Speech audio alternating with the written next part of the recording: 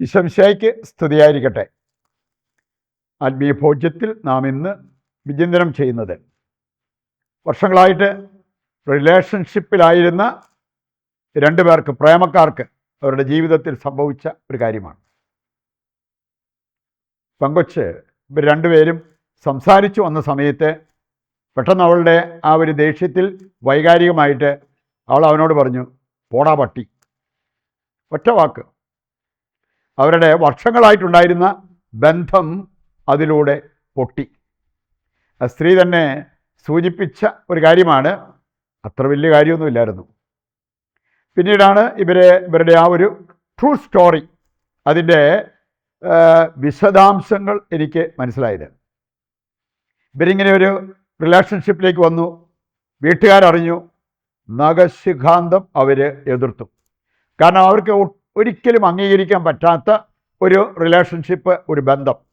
അതുകൊണ്ടാണ് അവരതിനെ നഖശിഖാന്തം എതിർത്തു. പക്ഷേ ആ സമയം കൊണ്ട് ഇവർ തമ്മിൽ വളരെ ക്ലോസ് ആയിപ്പോയി.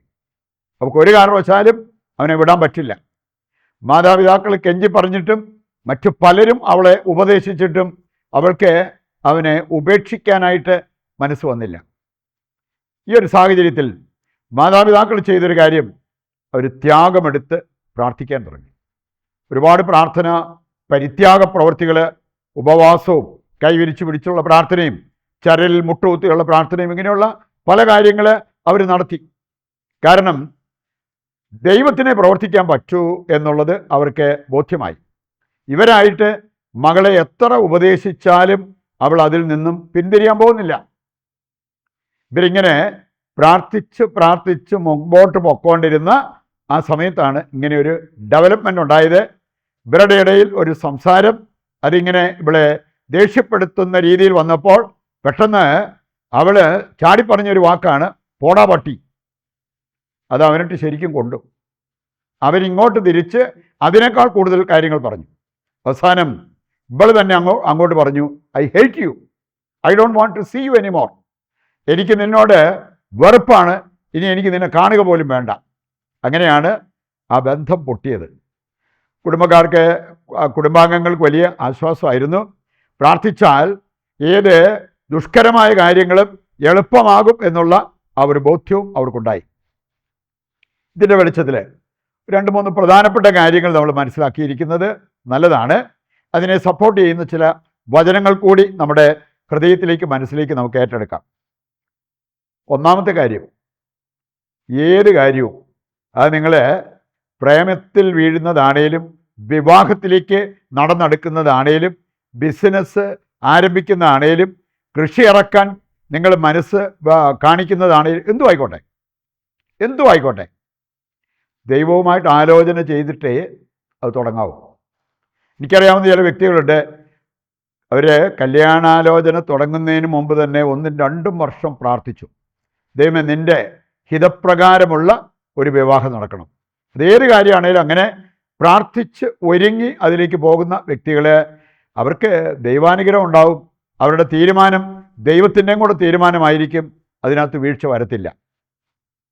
സുഭാഷിതങ്ങൾ 3-6 വചനം വായിച്ചാൽ അവിടെ പറഞ്ഞിരിക്കുന്നത്, ഇതിൻ്റെ എല്ലാ പ്രവൃത്തികളും ദൈവവിചാരത്തോടെ ആയിരിക്കട്ടെ. ദൈവവിചാരമില്ലാതെ, ദൈവവുമായിട്ട് ആലോചന ചെയ്യാതെ ഒരു കാര്യവും ചെയ്യരുതെന്ന്. അതാണ് അതിൻ്റെ സന്ദേശം. എല്ലാ പ്രവൃത്തികളും ദൈവവിചാരത്തോടെ ആയിരിക്കട്ടെ. സുഭാഷിതങ്ങൾ 16-3 കൂടി എടുക്കുകയാണെങ്കിൽ അവിടെ പറഞ്ഞിട്ടുണ്ട്, നിന്റെ പ്രയത്നം കർത്താവിന് അർപ്പിക്കുക, നിന്റെ പദ്ധതി ഫലമണിയും. നമ്മുടെ പ്രയത്നം ഫലമണിയണമെങ്കിൽ, നമ്മുടെ ഉദ്യമം വിജയം കാണണമെങ്കിൽ ദൈവത്തിൻ്റെ അനുഗ്രഹം വേണം. അത് ദൈവവുമായിട്ട് ആലോചന ചെയ്ത് പ്രാർത്ഥിച്ച് തീരുമാനമെടുക്കുന്നവർക്കാണ് ആ ഒരു പ്രിവിലേജ്, അവകാശം ലഭിക്കുക എന്നുള്ളത് നാം മനസ്സിലാക്കിയിരിക്കണം. 2 ദിനവൃത്താന്തം 18 അധ്യായത്തിലൂടെ കടന്നു പോകുമ്പോൾ അവിടെ നമുക്ക് കാണാൻ സാധിക്കും, ആഹാബ് രാജാവും യഹോഷാഫാത്ത് സത്യപ്രവാചകനായ മിഖായയെ ആശ്രയിച്ച വ്യക്തിയാണ്. ആഹാബോ, അവന് കുറേ പ്രവാചകന്മാർ, ബാലിൻ്റെയൊക്കെ പ്രവാചകന്മാർ, അവർ പറയുന്നത് കേട്ട് റാമോത്ത് ഗിലിയാദിനെതിരെ യുദ്ധത്തിന് പോകുന്നത് കാണാൻ പറ്റും. നമ്മൾ കാണുന്നുണ്ട്, സെദക്കിയ അവർ കൊടുത്ത സന്ദേശം, നീ പോയാൽ ഈ യുദ്ധത്തിൽ നീ ജയിക്കും. പക്ഷേ മിഖായ പ്രവാചകൻ പറഞ്ഞൊരു കാര്യം, നീ പോയാൽ ഈ യുദ്ധത്തിൽ നീ മരിക്കും. ഇത് കേട്ടിട്ട് സെദെക്കിയാവ് ചെന്നിട്ട് അവൻ്റെ കരണക്കുറ്റിക്കിട്ട് അടിച്ചിട്ട് ചോദിച്ചു, എപ്പോഴാണ് എൻ്റെ ആത്മാവ് ഏത് വഴിക്കാണ് നിൻ്റെ അടുത്തേക്ക് വന്നത്? അതായത് അവൻ ആത്മാവിലൂടെ പറഞ്ഞ കാര്യമാണെന്ന്. അതിന് മറുപടിയായിട്ട് മിഖായ പ്രവാചകൻ പറഞ്ഞത്, നീ ശത്രുകരങ്ങളിൽ അകപ്പെടുമ്പോൾ ഒളിക്കാൻ ഒരു സ്ഥലം അന്വേഷിച്ച് പോകുന്ന സമയത്ത് നിനക്കത് മനസ്സിലായിക്കോളും. അവന് വരാനിരിക്കുന്നത് എന്താണ് എന്നുള്ളത് പ്രവാചകൻ അവിടെ പ്രവചിച്ചു. പ്രവാചകൻ പറഞ്ഞ പോലെ ആഹാബ് രാജാവ് ആ യുദ്ധത്തിലാണ് മരണപ്പെട്ടത് എന്ന് നമുക്ക് ഈ അധ്യായം വായിക്കുമ്പോൾ കാണാൻ പറ്റും. 2 രാജാക്കന്മാർ 25-ാം അധ്യായത്തിൻ്റെ 6 മുതൽ വായിക്കുമ്പോൾ സെദെക്കിയായ്ക്ക് സംഭവിച്ചത് എന്താണെന്ന്, അവനെ ശത്രുക്കൾ വന്ന് വളഞ്ഞു, അവൻ്റെ കണ്ണുകൾ ചൂഴ്ന്നെടുത്ത് അവനെ ചങ്ങലയിട്ട് പൂട്ടി, എന്നിട്ട് അവനെ പ്രവാസത്തിലേക്ക് കൊണ്ടുപോകുന്ന ആ ഒരു രംഗം, അടിമത്തത്തിലേക്ക് കൊണ്ടുപോകുന്ന രംഗം ഈ അധ്യായത്തിൽ 2 രാജാക്കന്മാർ 25-ാം അധ്യായത്തിൽ നമുക്ക് വായിക്കാൻ പറ്റും. ദൈവവുമായിട്ട് ആലോചന ചെയ്ത് കർത്താവ് അനുവദിക്കുന്നത് നമ്മൾ ചെയ്ത് മുമ്പോട്ട് പോയാൽ വിജയം നമുക്ക് ഉറപ്പായിരിക്കും. ദൈവവുമായിട്ട് ആലോചന ചെയ്യാതെ പ്രാർത്ഥിക്കാതെ നമ്മളായിട്ട് എന്തെങ്കിലും തീരുമാനമെടുത്ത് മുമ്പോട്ട് പോയാൽ അത് വിജയിക്കണമെന്ന് നിർബന്ധമൊന്നുമില്ല. അതാണ് ഇതിലൂടെ നമ്മൾ മനസ്സിലാക്കിയിരിക്കേണ്ടത്. രണ്ടാമത്തെ കാര്യം, മധ്യസ്ഥ പ്രാർത്ഥനയുടെ ശക്തി നമ്മൾ തിരിച്ചറിയണം. ആ കുടുംബം ത്യാഗമെടുത്ത് പ്രാർത്ഥിക്കാൻ തുടങ്ങി, മകൾക്ക് വേണ്ടി മാധ്യസ്ഥം വഹിച്ചു. ദൈവം അവിടെ അത്ഭുതകരമായി പ്രവർത്തിച്ചു. ഇവരായിട്ട് അവരെ പിരിക്കാൻ നോക്കിയെങ്കിൽ മരണം വരെ അവൾ അതും പറഞ്ഞുകൊണ്ടിരുന്നേനെ. അവളായിട്ട് പിരിഞ്ഞത് കൊണ്ട് ഒരു കുഴപ്പമില്ല. ഇനി അതിന് കാരണമായത് ഇവരുടെ മധ്യസ്ഥ പ്രാർത്ഥന.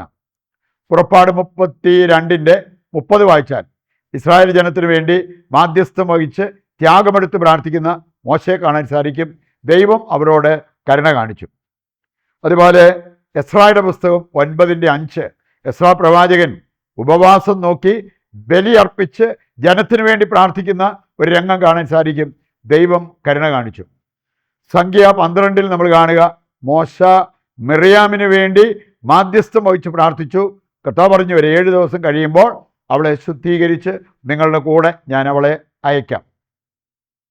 ലൂക്കാ 4:38 വായിച്ചാൽ പത്രോസിൻ്റെ അമ്മായിയമ്മയ്ക്ക് വേണ്ടി മാധ്യസ്ഥം വഹിക്കുന്ന ഒരു കൂട്ടം ജനത്തെ കാണാൻ പറ്റും.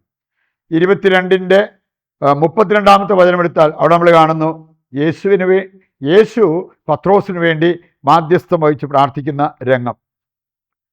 ഇവിടെ എല്ലാം നമ്മൾ കാണുക ഇതേ സന്ദേശം ദൈവമക്കളായി നമുക്ക് എല്ലാവർക്കും നൽകപ്പെട്ടിരിക്കുന്നതാണ്. 1 തീമോത്തി 2-ാം അധ്യായം 1 മുതൽ വായിച്ചാൽ എല്ലാവർക്കും വേണ്ടി മാധ്യസ്ഥം വഹിച്ച് നമ്മൾ പ്രാർത്ഥിക്കണം. അവസാനമായിട്ട് നമ്മൾ ചിന്തിക്കുന്നത്, വാക്ക് വളരെ സൂക്ഷിക്കണം. ഒരൊറ്റ വാക്ക്, പോടാ പട്ടി എന്നുള്ള ഒറ്റ വാക്കുകൊണ്ട് വർഷങ്ങളായിട്ടുണ്ടായിരുന്ന ബന്ധം പൊട്ടി തകർന്നു വീഴുന്നത് നമ്മൾ കണ്ടു. വാക്ക് നമ്മൾ വളരെ ശ്രദ്ധിക്കണം. കൊളോസസ് 4:6 പറഞ്ഞിട്ടുണ്ട്, നിന്റെ സംസാരം എപ്പോഴും കരുണാമസൃണവും ഹൃദയവുമായിരിക്കട്ടെ. യാക്കോബ് 3-ാം അധ്യായം വായിച്ചാലോ, നാവ് തീയാണ്, അതിന് ഒരുപാട് നാശം വിതയ്ക്കാൻ സാധിക്കും, നീ സൂക്ഷിക്കണം. പ്രഭാഷകൻ 28:12 സുഭാഷിതങ്ങൾ 18:21 വായിച്ചാൽ സംസാരത്തിന് ജീവൻ കൊടുക്കാനും പറ്റും, ജീവൻ എടുക്കാനും പറ്റും. തേജോവധം, അത് സംസാരത്തിലൂടെ മറ്റുള്ളവരെ കൊല്ലുന്ന ഒരു കാര്യമാണ്. അതുകൊണ്ട് നമ്മുടെ സംസാരത്തിന്, വാക്കുകൾക്ക് വലിയ ശക്തിയുണ്ട് എന്നുള്ളത് മനസ്സിലാക്കി വളരെ ശ്രദ്ധാപൂർവം സംസാരിക്കാൻ നമുക്ക് സാധിക്കണം. അതിനുവേണ്ട കൃപയ്ക്കായി പ്രതിഷ്ഠാ ജപത്തിൽ പങ്കുചേർന്ന് ദൈവത്തോട് നമുക്ക് പ്രാർത്ഥിക്കാം. ദൈവത്തിൻ്റെ വചനം സ്വീകരിച്ചവരാണ് നമ്മൾ. നമ്മുടെ എല്ലാ ആവശ്യങ്ങളെയും ദിവികാരുണ്യനാഥൻ്റെ മുമ്പിൽ സമർപ്പിച്ച് ഒരു നിമിഷം പ്രാർത്ഥിക്കാം. നിങ്ങളുടെയോ നിങ്ങളുടെ കുടുംബത്തിൻ്റെയോ നിങ്ങൾക്കറിയാവുന്ന മറ്റു വ്യക്തികളുടെയോ പ്രാർത്ഥനാ നിയോഗങ്ങളെ കർത്താവിൻ്റെ കരങ്ങളിൽ ഏൽപ്പിക്കുക. ദൈവം നമ്മുടെ പ്രാർത്ഥന സ്വീകരിച്ച് നമ്മുടെ ഉദ്ദിഷ്ട കാര്യങ്ങൾ നിറവേറ്റി തരുന്നു എന്നുള്ള വിശ്വാസത്തോടെ കർത്താവിനെ താഴ്ന്ന സ്വരത്തിൽ സ്തുതിച്ച് ദിവ്യകാരുണ്യത്തിൻ്റെ ആശീർവാദം നമുക്കിപ്പോൾ സ്വീകരിക്കാം. യേശുവേ നന്ദി, ഹല്ലേലൂയ. കർത്താവേ, ഞങ്ങളുടെ എല്ലാ ആവശ്യങ്ങളും അവിടുന്ന് ഏറ്റെടുക്കണമേ. ഞങ്ങളെയും ഞങ്ങളുടെ കുടുംബത്തെയും ലോകം മുഴുവനെയും അനുഗ്രഹിക്കുവാൻ അങ്ങ് തിരുവുള്ളമാകണമേ. യേശുവേ നന്ദി, യേശുവേ സ്തുതി.